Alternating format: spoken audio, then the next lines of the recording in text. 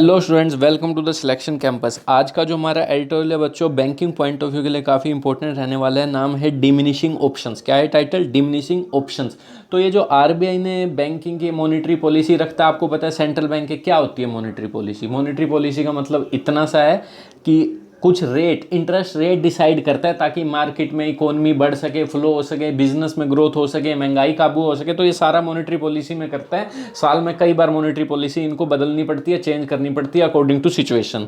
तो इन आरबीआई ने इस बार भी रेपो रेट को फिक्स रखा है, 4% रखा है, मतलब कम रखा है। रेपो रेट होता क्या है, जिसमें बैंक जो है इधर उधर आपके आसपास पड़ोस में जो बैंक हैं वो हमारे सेंट्रल बैंक से पैसा ले लेंगे और आगे लोगों को इंटरेस्ट पे दे देंगे, क्योंकि बैंक वालों का मेन बिजनेस है ब्याज कमाना, लोगों को इंटरेस्ट पे देंगे। तो कम इंटरेस्ट पे मिला है तो आगे भी थोड़ा बहुत ही देंगे, थोड़ा बहुत इंटरेस्ट कमा के। तो इससे मार्केट में पैसे का फ्लो होगा, इकोनॉमी की ग्रोथ होगी। पर साथ ही साथ ये भी ध्यान रखना पड़ता है, लोगों की जेब में फालतू का पैसा आ जाए तो महंगाई बढ़ा देते हैं लोग। खड़े खड़े कोई भी चीज़ खरीद लेंगे, लोग सोचेंगे डिमांड ज़्यादा आ रही है तो महंगाई भी बढ़ जाती है। तो इंटरेस्ट रेट कम तो रखने का फ़ायदा ये है, इकोनॉमी की ग्रोथ ज़रूरी है इस वक्त, तो ज़रूरी है क्योंकि इकोनॉमी के कारण, ये कोरोना वायरस के कारण सब क्या हो रहा है, खत्म हो रहे हैं बिजनेस। पैसा जरूरी है ताकि लोग बिजनेस कर सकें, बट महंगाई को भी ध्यान में रखना है। पर एडिटोरियल वाले जो हमारे एडिटर हैं उन्होंने क्रिटिसाइज किया है ये फालतू की स्कीम, ये जो क्रेडिट कर रहे हो, ये शायद ही इस सिचुएशन को सुधार पाएगी। अरे लोगों को डायरेक्ट बेनिफिट, मतलब लोगों के अकाउंट में जब तक पैसा नहीं दोगे कंजम्पशन हो ही नहीं सकती। आप क्या मतलब लोन की बात कर रहे हो? इतनी हालत बुरी है लोगों की, तो कहाँ से वो बैंकों में जाके लोन लेता फिरेगा और कोई बिजनेस शुरू करेगा?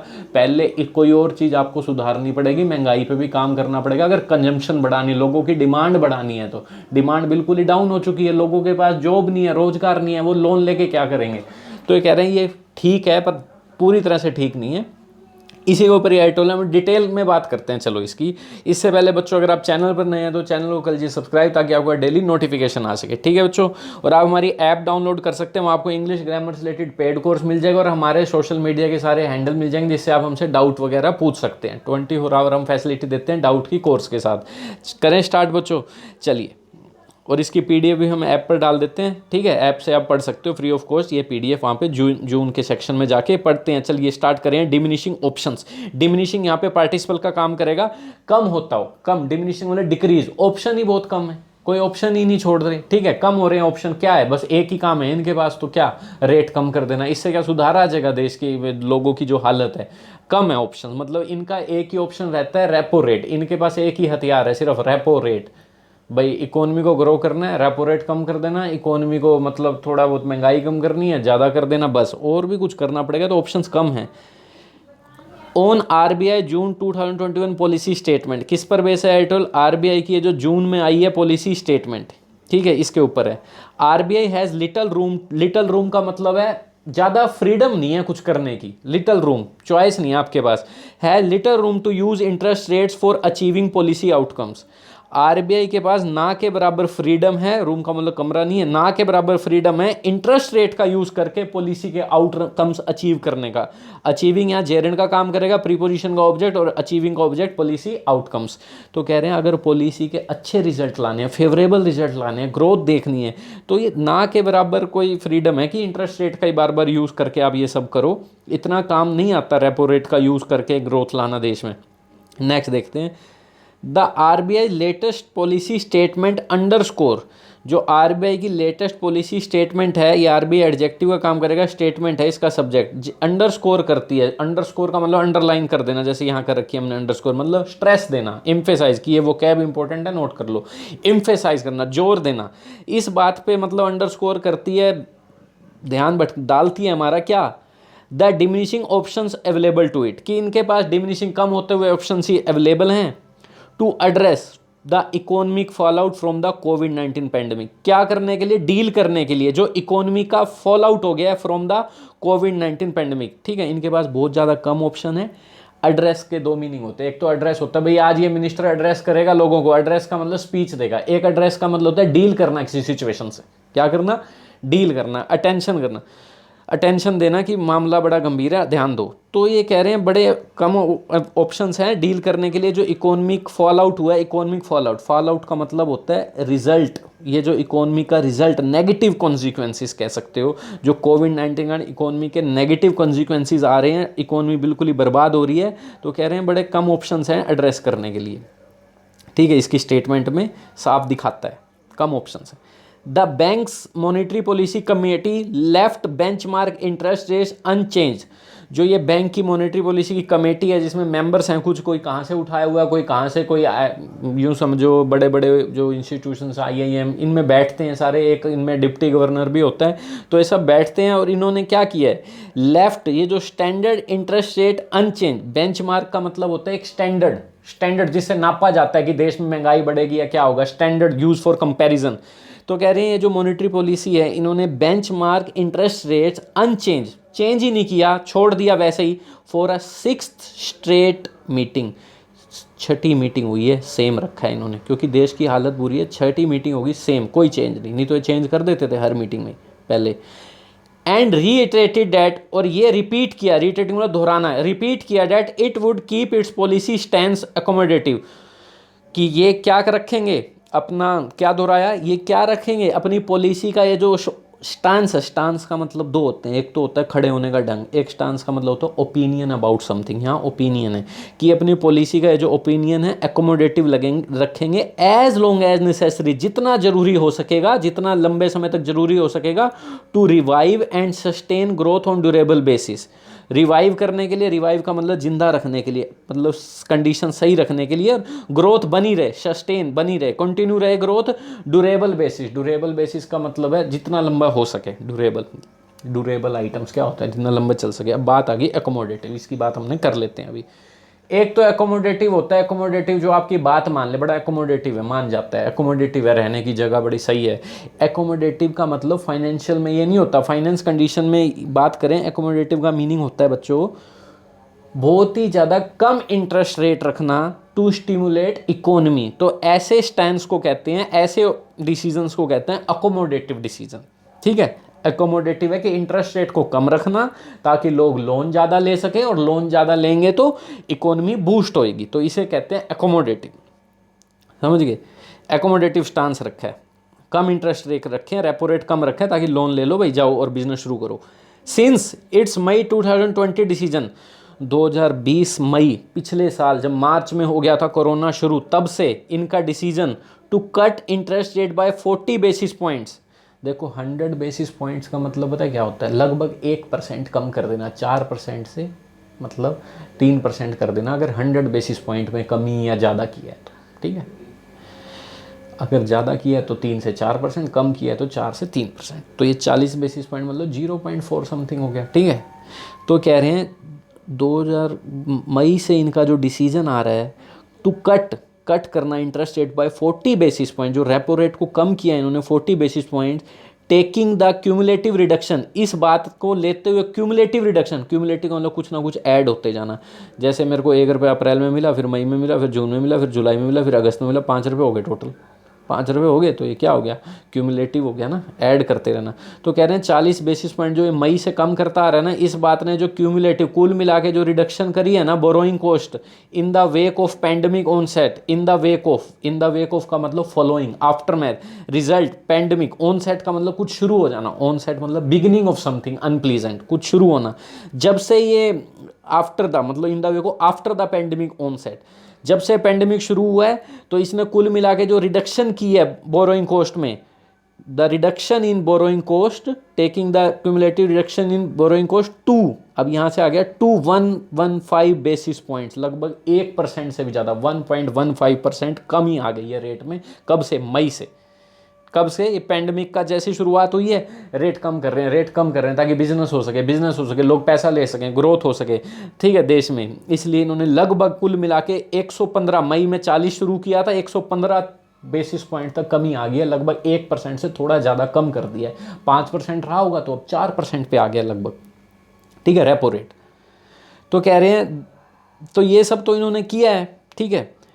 यहाँ से रीड कर लेते हैं। सिंस इनका ये जो डिसीजन है मई में ये कम करना सब, ठीक है, रिडक्शन टोटल ये इतना रिडक्शन कर दिया, तो ये सब करते हुए एमपीसी ये जो monetary policy committee has found itself in a blind, has found itself in a blind, अपने आप को एक ब्लाइंड कंडीशन में पाया। ब्लाइंड का मतलब होता है जब आपको लोग देख रहे हैं आप किसी को नहीं देख रहे, इसका मतलब सिंपल आप नोटिस ही नहीं कर रहे सिचुएशन क्या चल रही है देश में, क्या सच में लोगों को लोन देने से सिचुएशन सुधरेगी। तो कह रहे हैं ये सब कर कर एमपीसी मतलब ये सब करके 115 तक यही काम आ रहा है, जब भी मीटिंग होती है रेपो रेट गिरा देना, तो यही सब कर कर इन्होंने अपने आप को एक ब्लाइंड कंडीशन में रखा है, मतलब कुछ नोटिस ही नहीं कर रहे हैं कोई क्या हो रहा है देश में, क्या सच में कुछ सुधार हो रहा है ये करने से।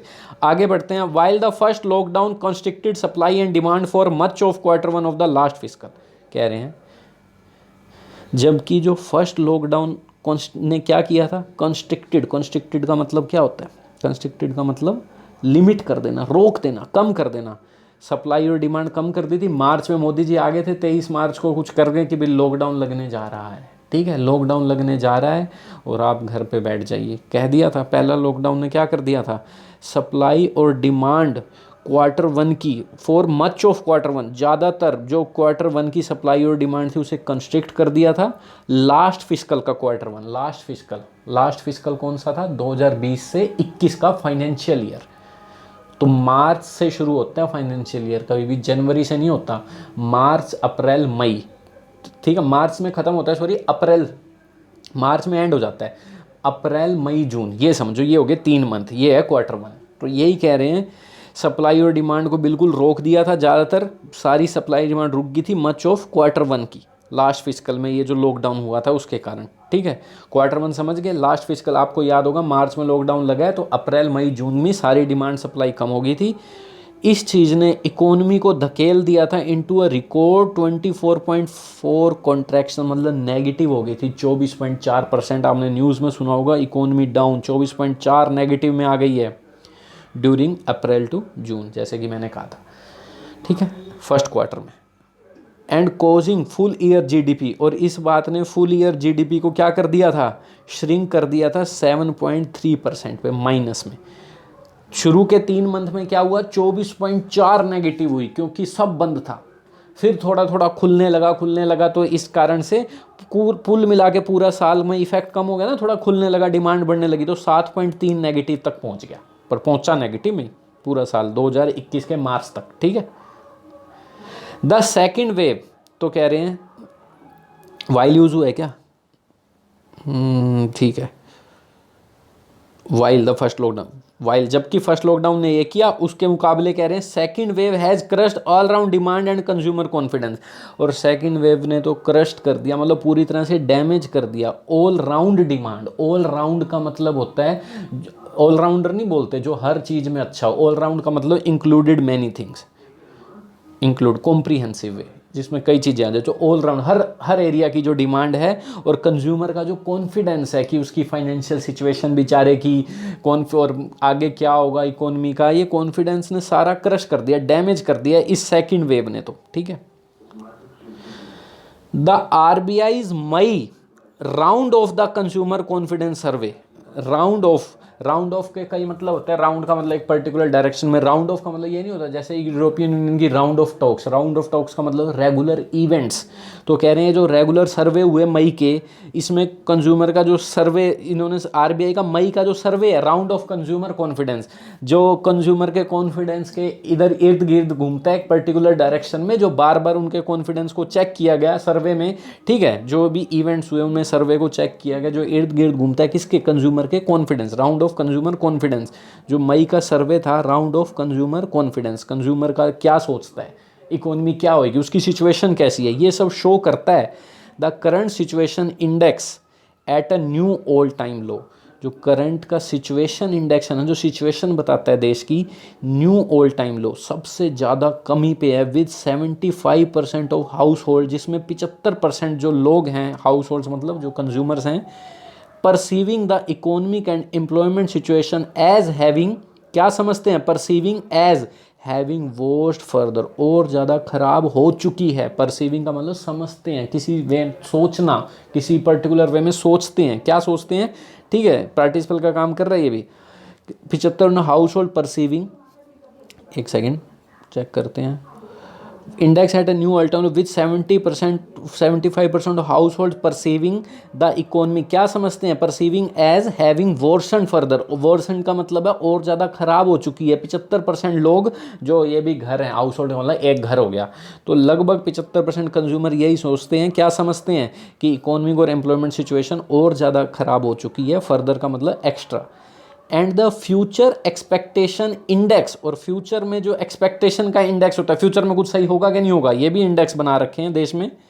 ये रिफ्लेक्ट करता है, क्या शो करता है, ओवरऑल पेसिमिज्म। पेसिमिज्म का मतलब क्या होता है, निराशावाद, जिसमें यही सोचो कुछ बैड होगा, कुछ bad will happen in the future, कुछ बुरा होगा, तो यही शो करता है, ओवरऑल पेसिमिज्म ही शो करता है।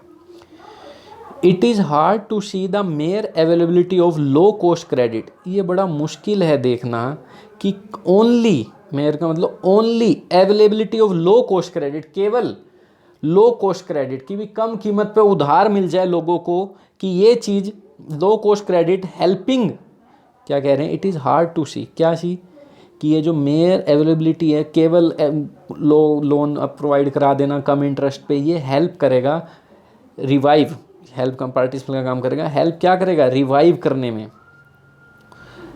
All important consumption demand. कह रहे बड़ा मुश्किल है कि सिर्फ आप लो कॉस्ट कर दो इन लोन की और ये रिवाइव कर देगा जो बड़ी इंपॉर्टेंट कंजम्पशन की डिमांड है, बड़ा मुश्किल है ये देखना, ठीक है। केवल लोगों के लोन सस्ते करने से डिमांड नहीं बढ़ जाएगी, लोगों के अकाउंट में डायरेक्ट पैसा डालना पड़ेगा, डायरेक्ट बेनिफिट जिसे कहते हैं, ठीक है। ऐसे नहीं होगा कि लोन सस्ते ले लो। The monetary policy committee acknowledge, accept किया इन्होंने क्या, द ब्लीक आउटलुक। ब्लीक का मतलब क्या होता है बताइए, ब्लीक, ब्लीक का मतलब बहुत ही बुरा, not hopeful, hopelessness. Outlook, outlook का मतलब होता है नज़रिया, जैसे एक दो मतलब होते हैं आउटलुक के, एक तो फ्यूचर में क्या होगा, एक आउटलुक का मतलब होता है आपका attitude towards life, optimism outlook या पेसिमिस्ट आउटलुक, नज़रिया। तो कह रहे हैं एमपीसी ने एक्सेप्ट किया है ब्लीक आउटलुक को, ब्लीक भला ही जिसमें होप नहीं है, इस तरह का एटीट्यूड है लोगों का। व्हेन इट, मान गया ना, एक्सेप्ट किया इन्होंने, जब इन्होंने क्या कर दिया, when it slash its projection for quarter one growth by as much as 770 basis point to 18.5% from the 26.2%। देखो इन्होंने भी माना है भाई सिचुएशन तो खराब चल रही है, ब्लीक आउटलुक है, नेगेटिव आउटलुक है लोगों का। जब इन्होंने स्लैश का मतलब काटना भी होता है, स्लैश का मतलब डिक्रीज भी कर देना होता है। जब इन्होंने अपनी प्रोजेक्शन जो क्वार्टर वन के लिए इन्होंने की थी, क्वार्टर वन अब इस साल की बात कर रहे हैं, अप्रैल मई जून की, इन्होंने फर्स्ट क्वार्टर में जो ग्रोथ एस्टिमेट की थी कि भाई 26.2, अप्रैल मई जून में जो फर्स्ट क्वार्टर में इन्होंने क्या कहा था, 26.2 की ग्रोथ मिलेगी देश को। पर इन्होंने माना आउटलुक सही नहीं है, लोगों का नज़रिया सही नहीं है, और इन्होंने अप्रैल की शुरुआत में ही कर दिया था, अभी तो पेंडेमिक सेकेंड वेव आई नहीं थी, इन्होंने अप्रैल की शुरुआत में 770 बेसिस पॉइंट गिरा दिया था, 18.5% पे ले आए, कहाँ से 26.2%, कि भाई ग्रोथ तो 18.5% ही होगी पहले क्वार्टर में, अप्रैल मई जून में क्या होगी 18.5। ये सब देखते हुए, नेगेटिव नज़रिया देखते हुए लोगों का, ये देखते हुए 770 बेसिस पॉइंट गिरा दिया। अभी कहा था ना मैंने 100 बेसिस पॉइंट में लगभग 1% होता है, तो 7% हो गया ना लगभग, ठीक है। 26 पॉइंट से 18.5, तो लगभग 7% गिरा दिया इन्होंने। इट हैड, जो कि फोरकास्ट कर चुका था, फोरकास्ट का मतलब एज्यूम करना फ्यूचर में क्या होगा, ठीक है, आउटलुक, जस्ट ऑन अप्रैल 7 पे इन्होंने फोरकास्ट कर चुका था, ठीक है। It had forecast just on April 7।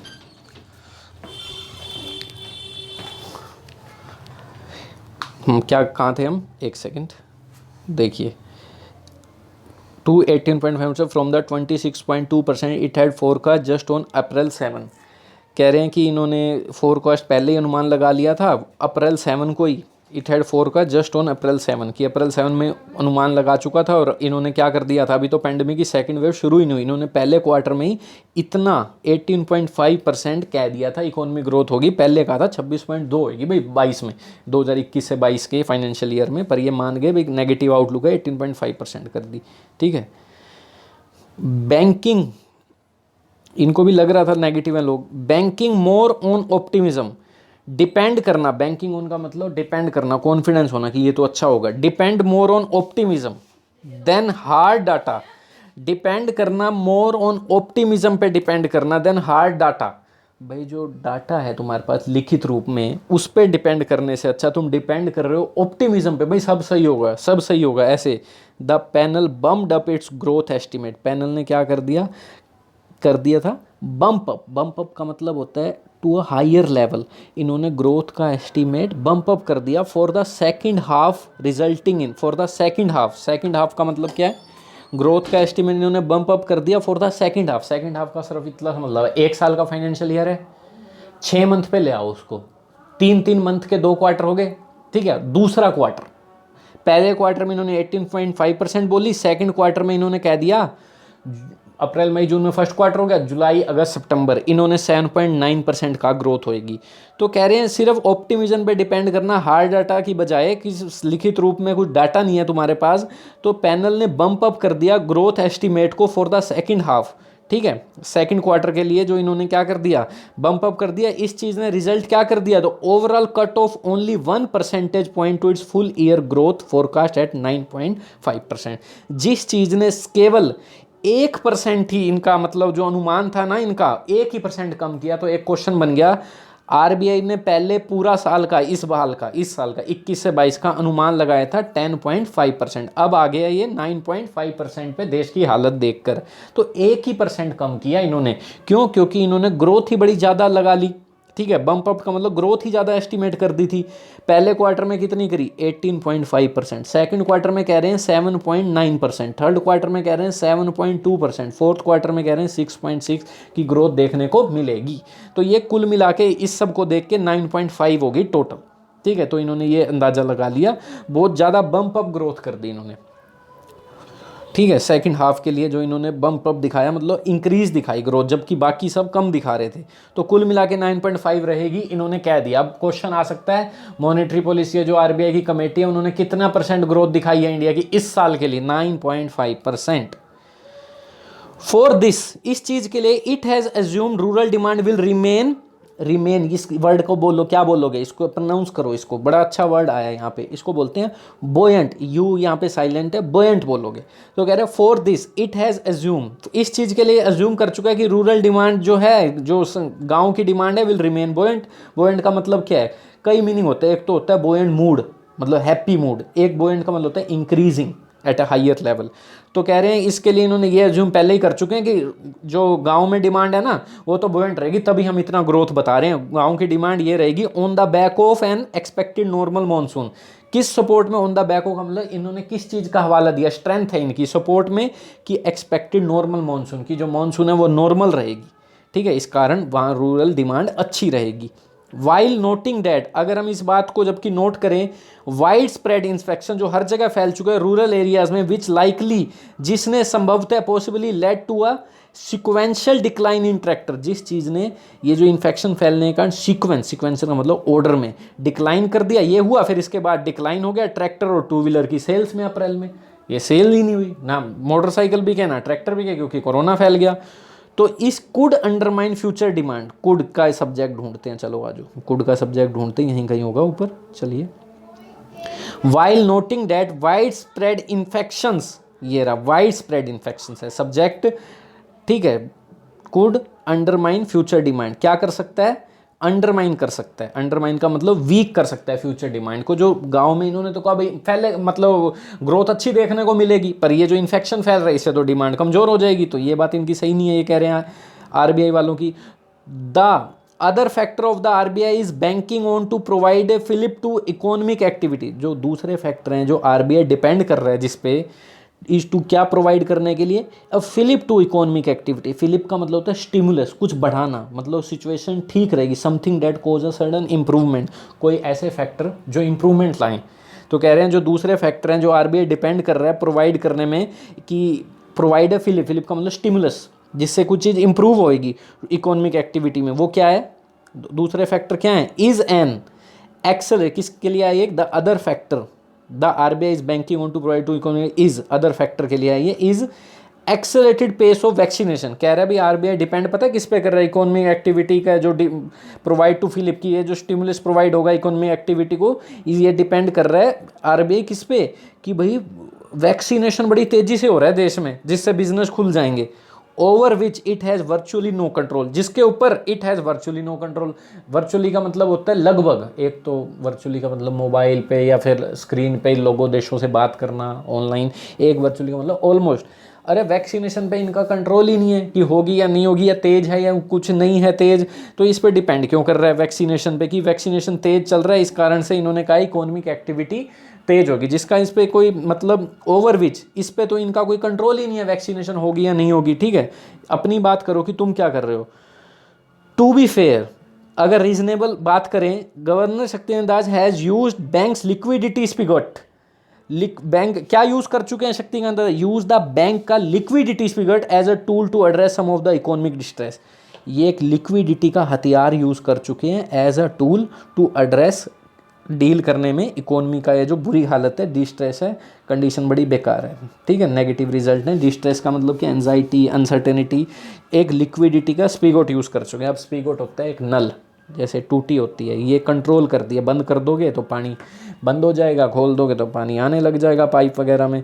तो कह रहे हैं इन्होंने यूज़ किया लिक्विडिटी का tool, liquidity spigot as a tool, liquidity का यूज़ किया हथियार। मतलब क्या होता है लिक्विडिटी, लिक्विडिटी का मतलब यही है तरलता, तरलता का मतलब क्या होता है पैसा मार्केट में फ्लो होना, यही रह गया इनके पास। रेपो रेट कम कर देंगे तो बैंक लोन ले लेंगे और लोग लोन ले लेंगे, तो एक यही हथियार इन्होंने यूज़ किया है इस एड्रेस करने के लिए, डील करने के लिए।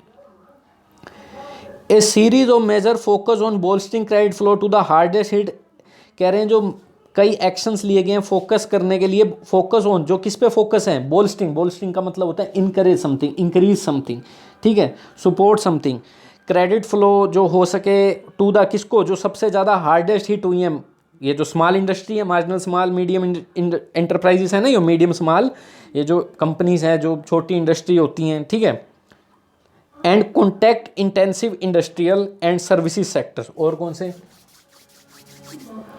कॉन्टैक्ट इंटेंसिव, इंटेंसिव का मतलब एक तो होता है जिसमें ज़्यादा एफर्ट लगे, एक होता है कॉन्टैक्ट का मतलब रिलेटेड, जो कॉन्टैक्ट से रिलेटेड इंडस्ट्री है जिसमें लोग एक दूसरे के कॉन्टैक्ट में ज़्यादा आते हैं, होटल्स हो गए, ये सब सेक्टर्स हो गए।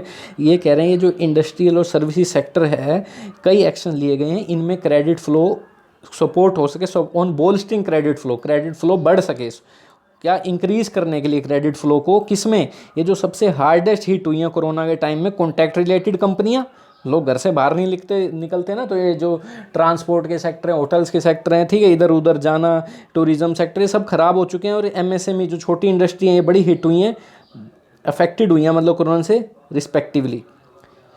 क्या कह दिया इन्होंने इस रिस्पेक्टिवली करके, a series of major focus on bolstering credit flow, on bolstering credit flow to the hardest hit and services sectors respectively.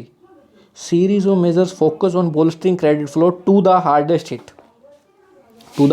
hit, MSME and services sector respectively। तो ये कह रहे हैं जितने भी ये सेक्टर्स हैं ना, सीरीज ऑफ मेजर्स फोकस, इन पे कई तरह के एक्शन लिए गए ताकि इनमें ग्रोथ आ सके, इनमें पैसा दिया गया कि भाई आप बिजनेस करो, हम पैसा देंगे कम अमाउंट पे, यही सब किया गया इनके, ठीक है, कई एक्शन लिए गए मतलब बोल्स्टर करने के लिए, डिमांड को बढ़ाने के लिए। बोल्स्टर का मीनिंग सीख लो, सिंपल इंक्रीज करना। स्टिल फिर भी the MPC can ill afford to drop the ball on its primary remit, कह रहे हैं फिर भी ये जो मॉनेटरी पॉलिसी कमेटी है, कैन इल अफोर्ड का मतलब अफोर्ड ही नहीं कर सकती, to drop the ball on its primary remit ensuring inflation remains anchored. कह रहे हैं फिर भी ये सब ठीक है, ये जो मॉनेटरी पॉलिसी कमेटी है, कैन इल अफोर्ड का मतलब है आप ये एक्शन ले ही नहीं सकते, अनेबल टू डू, क्या नहीं कर सकते आप, ड्रॉप द बॉल का मतलब होता है मेक अ मिस्टेक, कि आप मिस्टेक ही नहीं कर सकते अपनी प्राइमरी जो आपकी अथॉरिटी है। रेमिट के कई मतलब होते हैं, अगर वर्ब की बात करूँ, रेमिट का मतलब होता है पैसे भिजवाना, रेमिटेंस बन गया नाउन। एक रेमिट का मतलब होता है सज़ा माफ़ कर देना पैसा माफ़ कर देना, पर नाउन में इसका मीनिंग क्या होता है, रेमिट।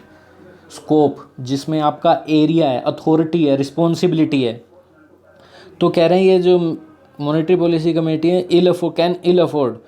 कैन इल अफोर्ड का मतलब है अफोर्ड ही नहीं कर सकती, to drop the ball, mistake करने के लिए, जो इनका प्राइमरी इंपॉर्टेंट, जो इनका रिस्पॉन्सिबिलिटी, जो इनका एरिया है, स्कोप है, ठीक है, जो काम करने का इनका एम्बिट है, स्फीयर है, ठीक है, the area that person has responsibility और कंट्रोल ओवर, जिन पे इनका कंट्रोल है। तो ये कह रहे हैं इसमें मिस्टेक नहीं कर सकती। और साथ की क्या इंश्योर करते हुए, इन्फ्लेशन रिमेन्स एंकर्ड, इंश्योर क्या गारंटी देते हुए, इन्फ्लेशन भी रिमेन एंकर्ड, एंकर्ड का मतलब है फिक्स रहेगी, बढ़ेगी नहीं और इकोनॉमी में ग्रोथ होती रहेगी। With international commodity prices including crude oil on an upward trajectory, कह रहे हैं इंटरनेशनल कमोडिटी के प्राइजेस बढ़ रहे हैं जिसमें क्रूड ऑयल आ गया, ये अपवर्ड ट्रेजेक्ट्री दिखा रहे हैं, अपवर्ड मतलब ऐसे बढ़ रहे हैं। And no signs of domestic policy support to check, और ना तो कोई ऐसा साइन दिख रहे कि डोमेस्टिक पॉलिसी क्या है सपोर्ट करने के लिए, हेल्प करने के लिए, to check skyrocketing petrol and diesel pump prices. Skyrocket मतलब बहुत ज़्यादा increase to higher level, skyrocket बढ़ रहे हैं जो प्राइजेस, ठीक है, कोई साइन भी नहीं दिख रहे कि क्या डोमेस्टिक पॉलिसी आप किस तरह सपोर्ट करोगे टैक्स वैक्स कम करके। Inflation is sure to accelerate, तो कह रहे हैं जिस तरह ये प्राइस बढ़ रहे हैं ना, इन्फ्लेशन तो श्योर है बढ़ेगी, पेट्रोल के बढ़ेगा, ट्रकों का पेट्रोल बढ़ेगा, माल इधर से इधर आना महंगा हो जाएगा। तो ये चीज़ posing a major conundrum to the RBI, ये सारी चीज़ें क्रिएट करती हैं एक major conundrum to the RBI. Posing का मतलब क्रिएट करना, गिव राइज टू, तो पोजिंग के साथ ज़्यादातर वर्ड आते हैं थ्रेट, डेंजर, तो ये सब एक मेजर कॉन्ड्रम, बिग प्रॉब्लम है आरबीआई के लिए, ये क्रिएट करते हैं, ठीक है, बिग प्रॉब्लम पैदा होती है इन सब चीज़ों से आरबीआई के सामने। कॉन्ड्रम का मतलब a problem that is difficult to deal with. Raising rates could risk hurting recovery, अगर रेपो का रेट बढ़ा दिया जाए तो इससे रिकवरी में मुश्किल आज हो सकती है। कुड रिस्क हर्टिंग रिकवरी, ठीक है, जेरन का काम करेगा ये, ठीक है, could risk but hurting recovery, जिससे इकोनॉमी में रिकवरी नहीं आएगी। अगर रेट बढ़ा दिया, लोन नहीं दिए तो लोग बिजनेस नहीं कर पाएंगे। एंड अगर ऐसा ना करें तो कुड हाइटन इन्फ्लेशन, तो इस चीज़ से इन्फ्लेशन बढ़ सकती है, तो ये चीज़ क्या कर लेगी, इन्फ्लेशन बढ़ा देगी अगर ये सब ना संभाला। अगर रेट को मतलब क्या रहा, अगर मान लो इन्होंने कहा है अगर हम रेट को, repo rate could risk hurting, अगर रेट बढ़ा दे जाते हैं तो लोग लोन नहीं लेंगे, बिजनेस नहीं होंगे। अगर ऐसा ना करें, रेट कम रखें, तो ये इन्फ्लेशन बढ़ा देंगे, क्योंकि मार्केट में पैसे का फ्लो रहेगा तो महंगाई हो जाएगी। तो ये था